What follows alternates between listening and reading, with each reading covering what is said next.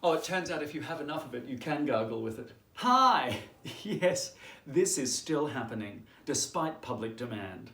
Aren't you pleased/openly weeping? My name is Reuben Kaye, actress, model, and no, that's not just a runny nose. I'm full. I would like to begin tonight's unwind by acknowledging the Wurundjeri people of the Kulin Nation, who are the traditional custodians on whose land I was born, whose sovereignty has never been ceded, and I affirm that it always was and always will be Aboriginal land. I pay respect to elders past, present, and emerging. Welcome to Unwind. Tonight's episode is a little different, so if you are hoping for a 20-minute rant by an unstable, petty, argumentative child hiding in a bunker instead of facing their responsibilities, please log on to Donald Trump's Twitter account. This week has been, to use a phrase, fucked. And in light of the horrors unfolding across America, writing 20 minutes of dick jokes just didn't seem right. So I thought to take a break from it this week, to not post. But that would be a cop-out. The fact that I can take a break means that I am in a privileged position. It would make me a tourist with my activism. So now is the time to do better. Now is the time to be better. Remaining silent during these times makes us completely complicit. Our silence is violence. It literally says, I know what is going on, but I don't want to do anything about it because I just don't care enough. Visibility matters. No matter how great or small the visible contribution is, it matters, now more than ever. Remaining silent is choosing the side of the oppressor. Remaining silent makes us complicit in the violence and racism. Remaining silent is not an option. This week marks the start of Pride Month, and in Australia it's also Reconciliation Week, where, according to the website, Australia celebrates the contribution Aboriginal and Torres Strait Islanders make to Australian culture, and this year marks 20 years of Australia shaping itself on a journey towards a more just, equitable and reconciled nation, which sounds good, but smells faintly of marketing bullshit when you look at the reality. If anyone thinks that Pride and Reconciliation Week are unconnected, or that they are not in some way a part of the Black Lives Matter movement, then welcome. My name is Reuben Kaye, and for the next 2 minutes, allow me to do what white people do best, monologue. Pride was born out of the fires of the Stonewall riots as a reaction to police victimization of the gay community. It began when Stormy DeLovery, a butch lesbian of colour, fought back. We have Pride Month and gay rights because of people of colour. Because queer people of colour protested. Because queer people of colour rioted. Because queer people of colour were arrested, publicly shamed and brutalised. So if you're a white queer person that says, I'm not an activist, but still celebrates Pride Month, know that you stand on the shoulders and the literal bodies of others who have fought before you and fought for you. The point of intersectionality is that our oppression is just that, our oppression. I'm not saying racism and homophobia are the same or equal. I'm saying that it binds us. That if one person is in chains, then none of us are free. And if it's one person's problem, it is everyone's problem. My heart goes out to the black communities of America and to the policemen who show the bravery and guts to join the protests instead of fighting them. This is a defining moment, not just for America, but for anyone who knows oppression, for all of us. The people on the streets of America are not fighting because they're anti-police or anti-white people. They are fighting because they believe that a black person's life is equal to anybody else's and isn't disposable, pure and simple. How many times must we say this?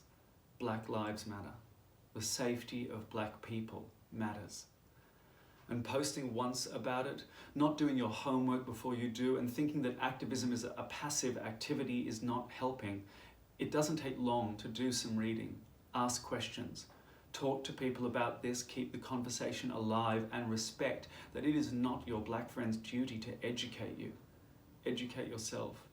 Now is the time for you to step up and care for them in any way they need, not in the way that is most convenient to you. Recently, Scott Morrison, Australian Prime Minister and the slow-cooked pork shoulder of Australian politics, was quoted after watching the unfolding events in the USA as saying, "As upsetting and terrible is the murder that took place, and it is shocking, I just think to myself, how wonderful a country is Australia." Wake up. What country are you talking about? It is Reconciliation Week and Mabo Day, and since 1991 there have been more than 432 of our First Nations people killed in police custody.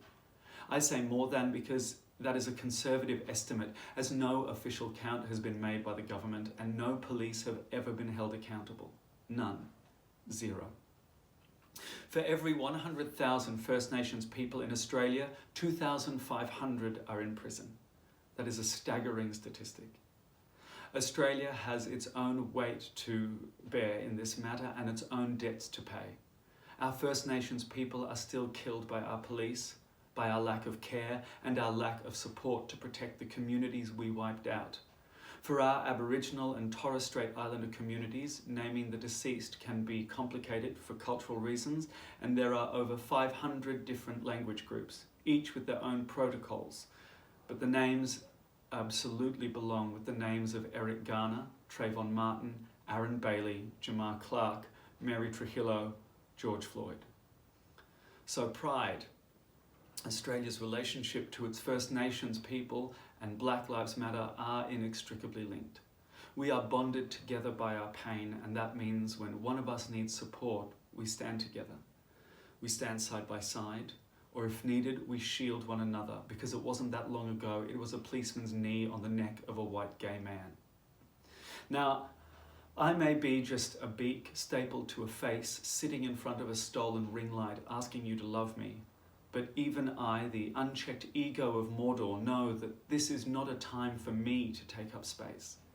This is a time for me to listen and give my space over to the voices who need it, to amplify the voices of Black and POC people who have gone unheard for centuries. Martin Luther King said a right is the language of the unheard, and the Black communities of America desperately need to be heard now. I am so lucky to have this platform and all of you, an amazing, faithful, incredible group of fans who have literally supported me through this pandemic. And tonight, I'm using that platform. Tonight, I'm going to use my privilege because now is the time to do better. Now is the time to be better. In the description of this video are links to the following US organizations who need donations: the Bail Project, the Black Visions Collective, Reclaim the Block, the North Star Health Collective, the Minnesota Freedom Fund, George Floyd's Memorial Fund, and of course, Black Lives Matter. And in Australia, there are links to the Aboriginal and Torres Strait Islander Healing Foundation, Pay the Rent, and the Victorian Aboriginal Legal Services. Again, if you cannot donate, then please share these links, educate yourselves, and encourage others. Be vocal. Now is not the time to sit back. I know it's hard and it's emotional, and I know that it will take its toll on you. But it's nothing compared to the pain of those who experience systemic racism every day. We are stronger together. The team here at Unwind, including me, have all made donations this week to these organizations. We need to understand our privilege and look for ways we can use it to help. Look for ways we can use it to support, and look for ways we can use it to actively fight against systemic racism and oppression. Because like the pandemic, we cannot and will not survive it if we do not work together. If it's one person's problem, then it's everyone's problem. And if one person is in chains, then none of us are free. To all those in the arts world who are not using their platforms to speak out, for whatever reason, in the words of Toni Morrison, this is precisely the time when artists go to work. There is no time for despair, no place for self-pity, no need for silence, no room for fear. We speak, we write, we do language. That is how civilizations heal. This has been Unwind. I love you all.